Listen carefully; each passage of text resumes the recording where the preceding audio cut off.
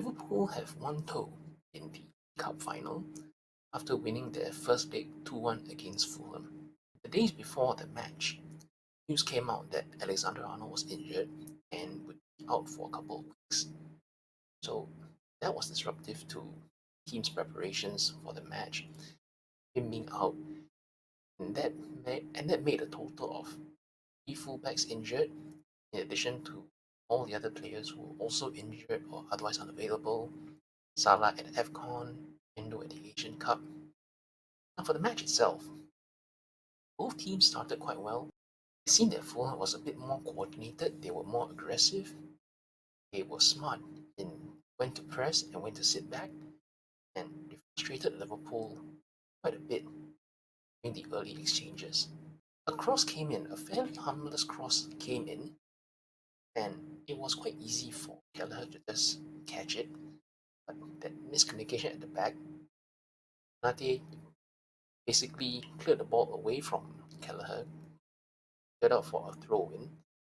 And sometimes when you have this kind of miscommunication and you give away a cheap throw in or cheap kick, cheap corner, completely avoidable, sometimes it induces a little bit of panic in you.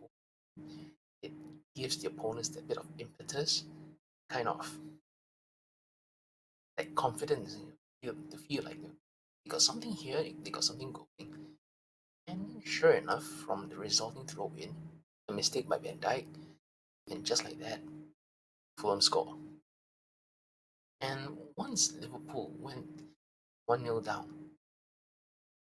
the rest of the first half became just a lot of frustration. Because at that point, then, Fulham, they have something to hold on to. And when they sat back, they really sat back very compact, very smart in keeping their shape, which is fair enough. Defending, you have to keep your shape, and they did that well.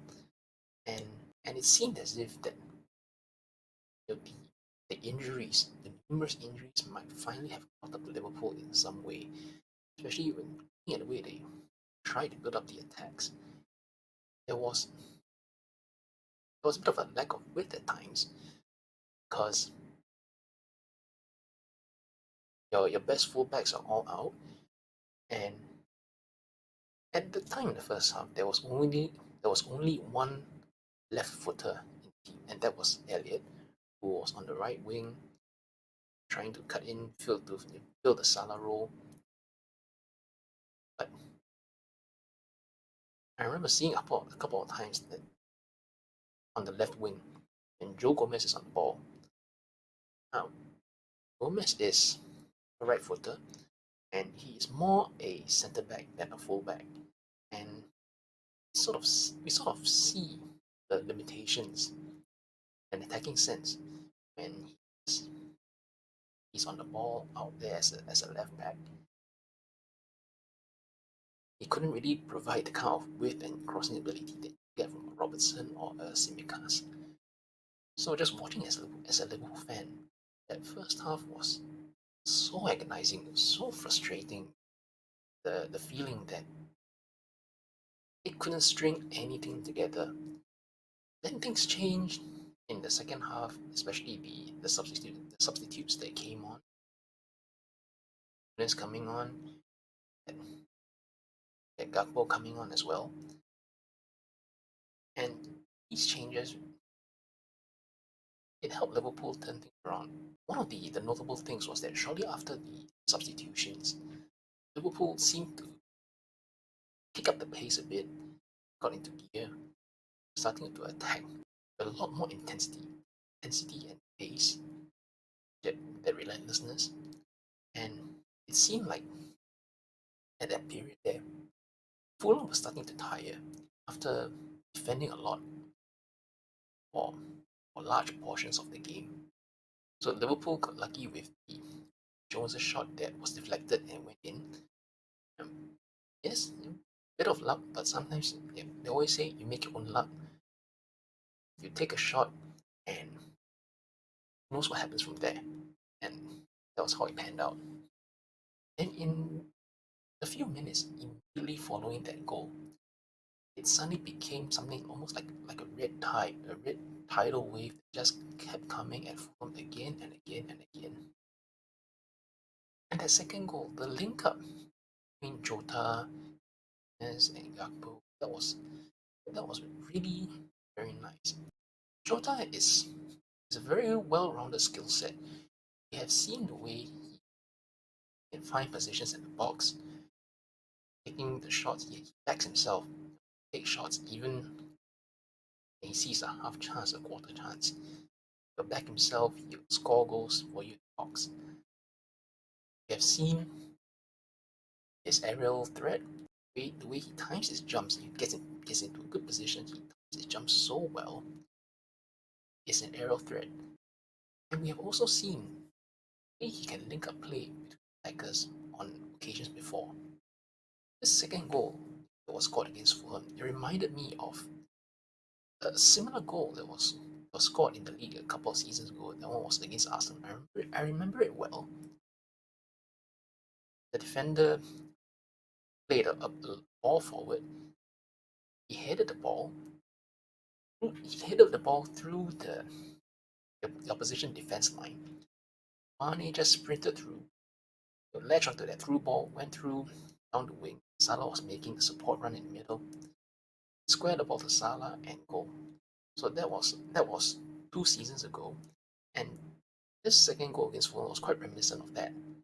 And Jota's role in that being the attacking pivot from which the other attackers, the other forwards, can sprint forward for his through ball. So that was very good. And another mention again for the young fullback Connor Bradley. Throughout the whole match, it, both in attack and defense, sometimes seemed like was everywhere, getting involved. He's he's helping out. In terms of the attack, trying to go on the overlap. You're playing 1-2s, trying to press as well. Even when situations where Liverpool just lose the ball, and he's right there, on the counter press, trying to win the ball back immediately. I think he did it really very well, very energetic display, and he has a future. Liverpool, I do think that if if this display is anything to go by, the willingness to get involved, the willingness to make things happen, the confidence to keep trying to make things happen, even if it doesn't work out the first or second time, to keep trying and get succeed. It seemed like one of those where the injuries and everything finally catch up to Liverpool, but somehow they just dig deep and get the win.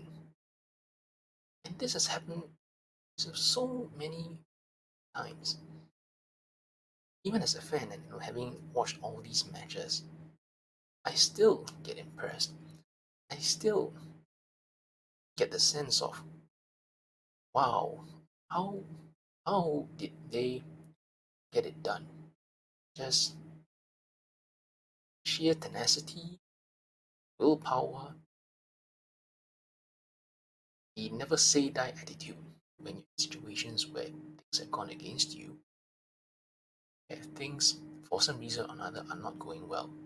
Never let your heads drop and just keep going. You find a way.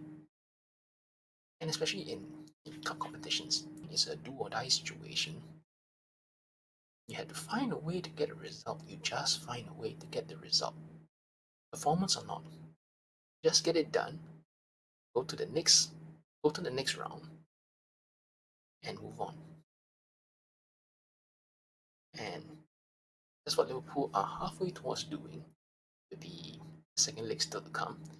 And hopefully they can finish the job then. It'll be a nice day out in the cup final.